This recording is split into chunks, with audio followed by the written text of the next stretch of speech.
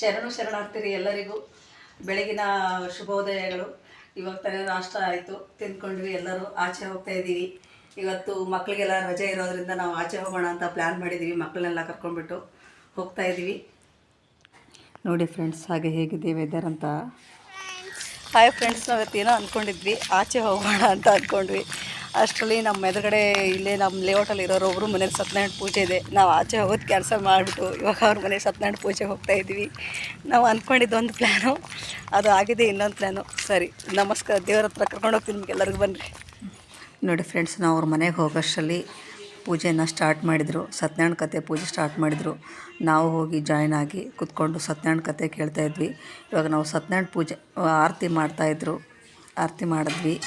ದೇವ್ರಿಗೆಲ್ಲನೂ ಆರತಿ ಮಾಡಿ ಮತ್ತು ದೇವ್ರಿಗೆಲ್ಲ ನಮಸ್ಕಾರ ಮಾಡಿ ಪ್ರಸಾದ ತೊಗೊಂಡು ಅಲ್ಲಿಂದ ನಾವು ತಿರ್ಗಾ ಅವ್ರು ಬೆಳಿಗ್ಗೆನೇ ಪೂಜೆ ಮಾಡಬೇಕು ಅಂದ್ಕೊಂಡು ಇಡ್ಲಿ ಎಲ್ಲ ನಾಷ್ಟ ತರಿಸಿದ್ರು. ಊಟ ಆಗಿರಲಿಲ್ಲ.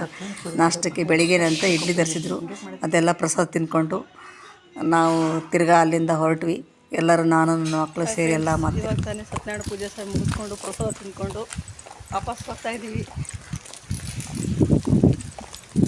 ನೋಡ್ರಿ, ನಾನು ಫ್ಲವರ್ ತಂದಿದ್ದೀನಿ ನಮ್ಮಮ್ಮನಿಗೆ. ನೈಟ್ಗೆ ಮನೆಯಲ್ಲಿ ಒಂದೆರಡು ಮಾವಿನ ಹಣ್ಣಿದ್ದು ಅಂತ ಮಾವಿನ ಹಣ್ಣೆಲ್ಲ ಚಿಕ್ಕ ಚಿಕ್ಕದಾಗಿ ಕಟ್ ಮಾಡಿಕೊಂಡು ಮಾವಿನ ಹಣ್ಣು ರಸ ಮಾಡೋಣ ಅಂತ. ರಸ ಅಂದರೆ ಸೀಕಣ್ಣೆ, ನಮ್ಮ ಕಡೆ ರಸ ಅಂತೀವಿ, ಈ ಕಡೆ ಎಲ್ಲ ಸೀಕಣ್ಣೆ. ಇಲ್ಲಿರೋರಿಗೆ ಜ್ಯೂಸು, 2 ಮಾವಿನ ಹಣ್ಣು ಹಾಕಿ